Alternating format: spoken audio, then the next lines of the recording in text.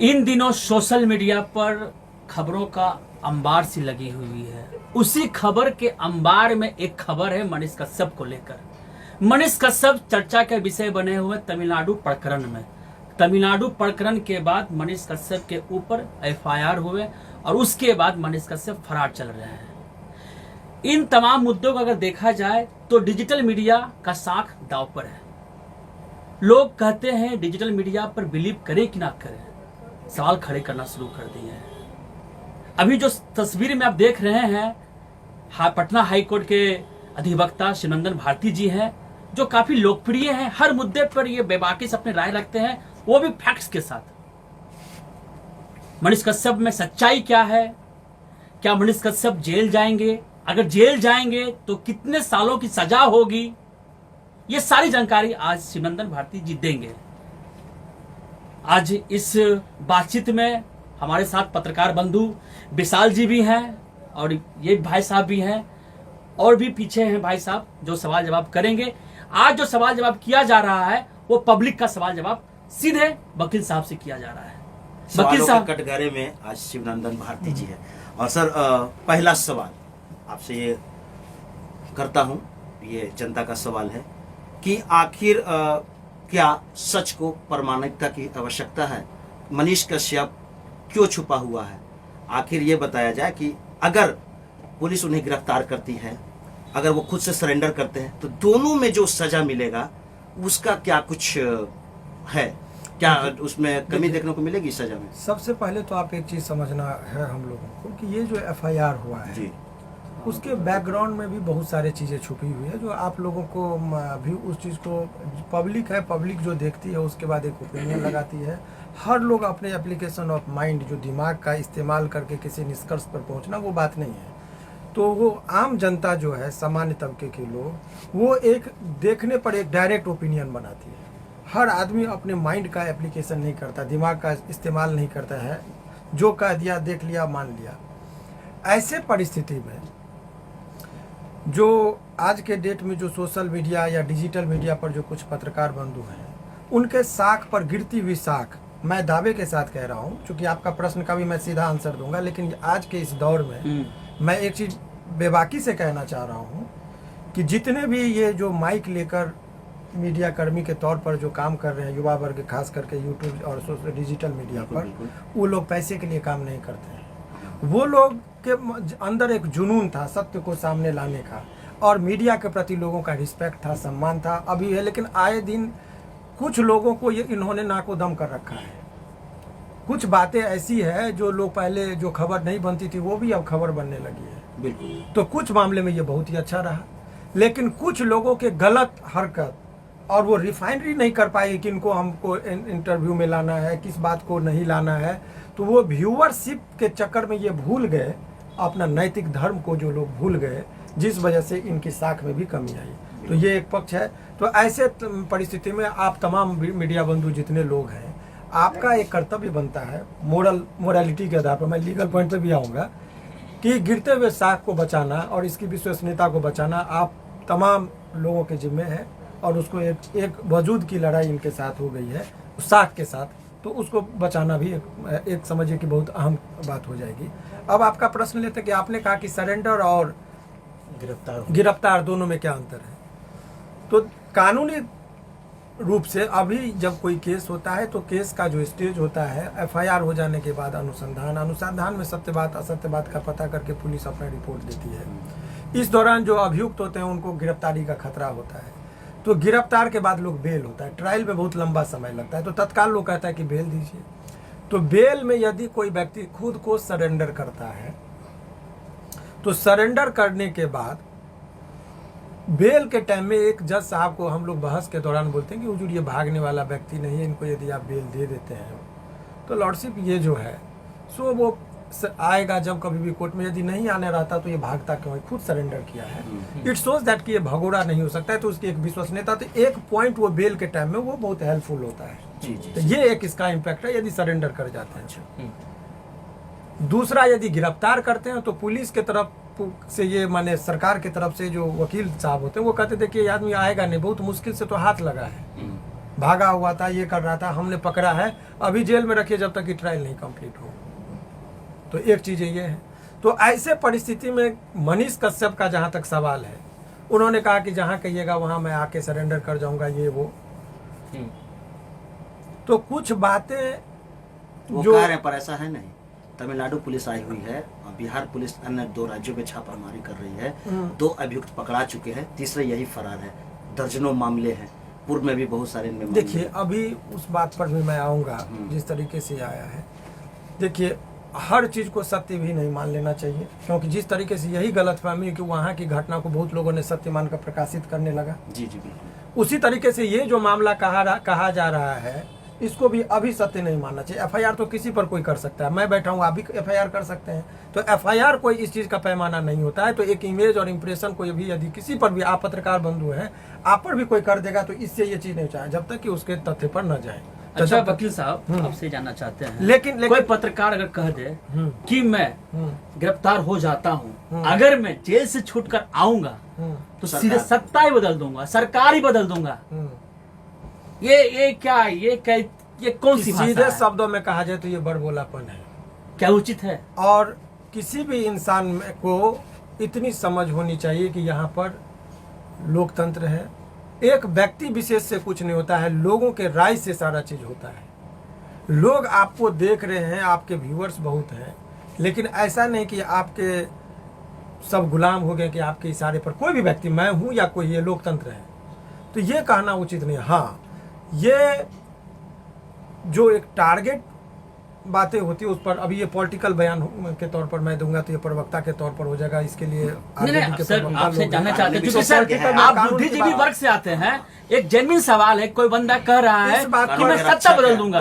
देखिए विचलन में भी कभी कभी लोग कुछ बोल जाते हैं, तो जब फ्रस्ट्रेशन होता है, केस का दौर होता है, तो मनीष जी जिस दौर से गुजर रहे, हो सकता है फ्रस्ट्रेशन में कुछ बातें निकल गई हो, लेकिन ये उचित नहीं है। यदि आप साफ शब्दों में कह दें तो ये चैलेंज करना। अच्छा सत्ता सर, को- फ्रस्ट्रेशन एक जगह होता है, कई टीवी चैनलों पर बोल चुके हैं हम्म, कि ये जो हर जगह सारा जा रहा है, किया डिबेट कर धरा रहे हैं। है, जो सारा किया धरा है तेजस्वी करवा रहे हैं। तेजस्वी यादव जी कैसे करेंगे, ये बताइए। वो तेजस्वी बिहार के यादव डिप्टी सीएम है, कानून ये- मतलब वो ये- गृह मंत्रालय नीतीश कुमार जी के पास तो है। ये जो आप लोग का एक प्रश्न है कि तेजस्वी यादव जी पर कटाक्ष करना, जो टारगेट किया जा रहा है। टारगेट करना, ये क्या दर्शाता है? बिल्कुल। तो इस मुद्दे पर मैं आपको बता रहा हूं कि ये यही पर होता है कि कानून के विषय से कानूनी रूप से बात करते हैं। इतनी समझ होनी चाहिए। जब आप माइक लेकर चलते हैं, कहते हैं कि मैं जर्नलिस्ट हूं, तो आपको हर सब्जेक्ट मैटर पर ज्ञान नहीं है तो अध्ययन करके तब कोई बात करनी सही चाहिए। कहा आपने। नहीं है तो चुप रहिए। हर आदमी हर चीज़ का विशेषज्ञ। मैं लॉ ग्रेजुएट हूँ, इसका मतलब ये नहीं कि मैं बीटेक की भी बात बहुत बेहतर तरीके से जाऊँगा, इंजीनियर की बात समझूंगा। हर चीज़ का अध्ययन करके फिर मैं बात करूँगा। तो यहाँ पर एक चीज़ बताइए कि तेजस्वी जी पर जो ये प्रहार था, ये अयोग्यता का प्रमाणिकता है। इसलिए कि आपको जानकारी के लिए होना चाहिए कि यदि वो ठीक है, आर्थिक अपराध इकाई के द्वारा केस किया गया, केस जो है वो चूंकि बिहार पुलिस के अंतर्गत में जो है इन्होंने किया, बिहार पुलिस जो है सो गृह विभाग के अंतर्गत आता है, उस पर नियंत्रण गृह विभाग और गृह मंत्रालय जो है माननीय मुख्यमंत्री जी के पास अभी है, चीफ मिनिस्टर नीतीश कुमार जी के पास। तो यदि मान भी लिया जाए कि ऐसा कहता है लोग, एलिगेशन है, लेकिन यदि मान भी लीजिए कि सरकार के इशारे पर हुई, तो सरकार का जो है गृह विभाग माननीय मुख्यमंत्री जी के पास है। तो इसमें तेजस्वी जी की क्या भूमिका हो सकती है? तो कहिएगा कि इनको क्यों टारगेट किया जा रहा है। तो ये सब एक फ्रस्ट्रेशन हो सकता है, आदमी दुखी है, उतना तय नहीं कर पाता है, इस वजह से वो अनाप शनाप मुंह से कभी एक और सवाल है वकील साहब कि बीते दिन उनके ट्विटर से एक फोटो पोस्ट किया गया था जो 2019 का था। एक इन्होंने नया वायरल किया अपना फोटो को, उस समय अरेस्टिंग हुई थी, कोतवाली थाना ने इन्हें गिरफ्तार किया था लहासा मार्केट को लेकर, जो कि कल इनके ट्विटर से पोस्ट किया गया। तो एक और नया FIR हुआ है कल। देखिए, जितनी तो क्या एडिट होगा वो, सजा में सब मैं कुछ बढ़ते जाएगा? किसी खास व्यक्ति का नाम लेकर तो नहीं बोलूंगा, लेकिन कुछ लोग जिस तरह से कुछ लोग बंदूक दिखाकर डराते हैं, तो कुछ लोग इस माइक को लगाकर भी डराते थे लोगों को। तो इस चीज से बचना चाहिए, क्योंकि समय जो है ना, आपका इमेज और इम्प्रेशन और एक आदमी के कुकृत्य से हर चीज वो प्रभावित होता है। तो हमेशा संयमित भाषा का इस्तेमाल करना चाहिए। सत्य को दिखाने का ऐसा नहीं है कि एक पर एक चैनल है। तो सत्य, आप मीडिया में जब कभी भी मीडिया का पहला नॉर्म्स ये है कि आप सभी पक्षों का बात करो, स्टेटमेंट ही सही। चलाते तो एक पक्ष का नहीं, दोनों पक्ष दूसरे पक्ष का भी सुनिए, उसका भी स्टेटमेंट होना चाहिए और अपना एक निष्कर्ष पर नहीं पहुंचना चाहिए। तो निष्कर्ष में जजमेंट देने के, हम भी आपको तर्क रखेंगे जजमेंट देने के, जब भी कोई प्रश्न पूछता है न्यायालय में पेंडिंग है मामला, तो न्यायालय से होगा, डिसीजन वहां से होगा, हमारा एक ओपिनियन हो सकता अच्छा है। वकील साहब, इस केस में अब क्या दिख रहा है आपको? मनीष कश्यप अगर सरेंडर करते हैं तो कितने दिनों तक जेल में रहेंगे? देखिए, ये परिस्थिति पर निर्भर करता है। आपको मैं बहुत बेबाकी से कह रहा हूँ कि मनीष कश्यप जी, आप हमेशा मनीष कश्यप जी का नाम इस्तेमाल कर रहे हैं, इस पर मेरा ऑब्जेक्शन है। आप क्यों नहीं, 26 चैनल है, एक व्यक्ति को नाम जिक्र करना उचित नहीं है।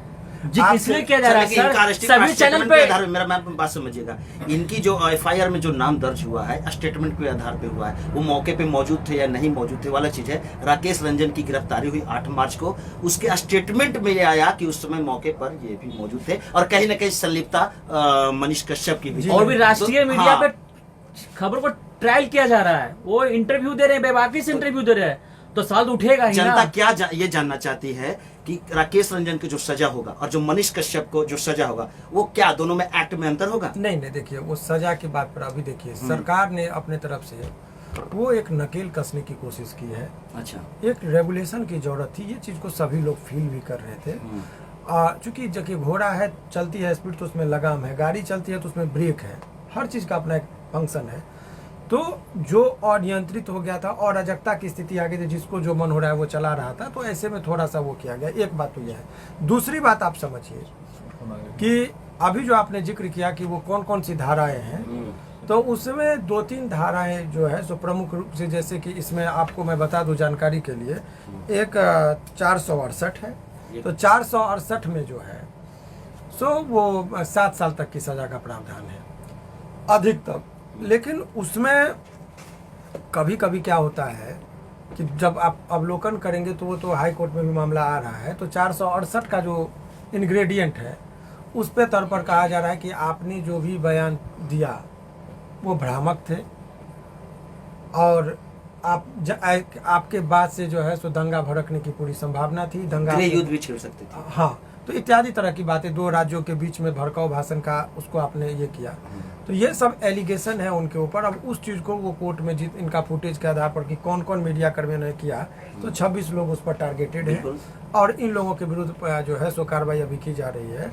एक तो ये चीज़। लेकिन अभी जहाँ तक मनीष कश्यप का बात है, तो बेल के लिए बहुत ज़्यादा डिफिकल्ट केस नहीं है। मैं आपको बहुत बार से बार बेल मिल जाएगा, बिना कोर्ट आए हुए मिल जाएगा, एंटीसिपेटरी बेल का संभावना है, मिल सकता है, मिल सकता है, ये सत्य है। क्या लगता है वो उसी चक्कर में है क्या? तो कोई भी इंसान देखिए, जेल और मौत को अंतिम दम तक लोग टालता है, अंतिम दम तक लोग चाहता है कि जिस तरह से मौत को अंतिम दम तक टालता है, तो जेल को भी समझदार आदमी अंतिम दम लेकिन तक एक कहा तो जाता है कि जब आप बेल लेंगे तो वो सिद्ध हो जाता है कि आप उसमें अभियुक्त थे। मैं एक चीज कहना चाहूंगा यहाँ पर, बहुत से लोग जानना भी चाहते होंगे, जैसे आप बेल लेते हैं तो ये सिद्ध हो जाता है कि आप केस से जुड़े हैं, और एक कानून प्रक्रिया में होती है कि जब वो जांच होता है तो आप उसमें निष्पक्ष पाते हैं, तो आपको बेल की आवश्यकता नहीं है, एनओसी आपको मिल जाता है। नहीं, चार्जशीट में जहाँ पर नाम आपने कहा कि अनुसंधान के दौरान तो कि ये होगा, तो देखिए वो सब चीज़ नहीं होता। कभी कभी लोग सस्ती लोकप्रियता बटोरने के लिए भी स्टंट करते हैं। अच्छा, जैसे या उसको एक आप एक चीज़ बताएं ना कि जब उनका जो उनका क्या व्यू, मैं उन पर व्यक्तिगत टिप्पणी नहीं कर रहा हूँ, लेकिन ये जो स्टंट है कि उसमें सिंपल सा बात है कि बोलना और कथनी और करने में बहुत प्रैक्टिकल एस्पेक्ट में बहुत सारा ये चीज़ होता है। तो आप एक चीज़ समझिए कि अभी जो गिरफ्तारी का जहाँ तक बात है या सरेंडर का बात, उनका व्यक्तिगत राय हो सकता है, लेकिन एंटीसिपेटरी का विकल्प एक खुला हुआ है। तो आदमी चाहेगा कि हम एंटीसिपेटरी बेल फाइल करें, सेशन से डायरी मांगने के बाद वो देखते हैं तो वहाँ पर संभावना कम होती है। लेकिन हाई कोर्ट तक आते आते चूँकि बहुत मेरिट पर बात होती है, गुण दोष पर विवेचना होती है, और वहाँ पर संभावना प्रबल रहती है एंटीसिपेटरी बेल का। 302 में मिलता है, मर्डर केस में मिलता है एंटीसिपेटरी बेल, तो ऐसा नहीं कि इसमें नहीं मिले, मिल भी सकता है। अच्छा, आपसे काफ़ी बातचीत हो गई है और मैं आपसे जानना चाहता हूँ, मनीष कश्यप के समर्थक ढेरों हैं सोशल मीडिया पे, काफ़ी लोग सपोर्ट करते हैं, वो कहते हैं सत्ता बदल देंगे, वो तो वक्त बताएगा सत्ता बदलेंगे बदलेंगे। वकील साहब, आप किससे पक्ष में हैं? देखिए, ये जो आपका प्रश्न है कि मैं किसके पक्ष में हूँ, तो कुछ मुद्दे पर मैं मनीष कश्यप के साथ भी हूँ और कुछ मुद्दे पर मैं मनीष कश्यप के विरोध में हूँ। अब बोलिएगा कुछ मुद्दा क्या? तो मनीष कश्यप के बहाने पूरे सोशल मीडिया को जो टारगेट किया जा रहा है वो गलत है। मनीष कश्यप के बहाने अन्य लोगों को भी को टॉर्चर करने की बात की जा रही है वो गलत है। अभी मनीष कश्यप के बहाने अभी जो आर्मी और पुलिस के बीच की जो झड़प हुई थी, जिसको सोशल मीडिया पर जो आप लोग लाए, उसकी प्रतिशोधात्मक कार्रवाई में भी बहुत लोगों को लपेटे जाने की संभावना है, वो गलत है। तो वहाँ पर तक मैं सिद्ध हूँ। लेकिन इनका जो मोड ऑफ स्पीकिंग है, इनका जो एक डिसीजन और वो ऑब्जेक्शनेबल कंडक्ट है, उसके मैं सपोर्ट में नहीं हूँ।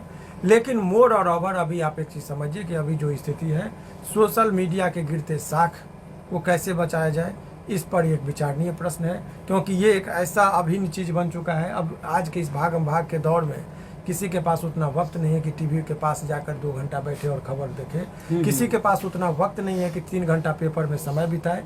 इसलिए आप लोगों की प्रासंगिकता बहुत महत्व हो गई है समाज के लिए। इसके बगैर लोग सोशल मीडिया पर जो खबरें होती है उसके बगैर लोग रह नहीं सकता है, और इसकी खबर विश्वसनीयता के साथ है, उस बात को लेकर हम लोग चिंतित हैं। जाते जाते आखिरी सवाल कि सोशल मीडिया पे लोग पोस्ट डालते हैं, वो तेजी से वायरल होते हैं। अगर वो पोस्ट फेक होते हैं तो उसका दुष्प्रचार होता है। तो क्या सोशल मीडिया पे फेक न्यूज को कैसे स्टॉप लगाया जाए, उसे कैसे खंडित किया जाएगा?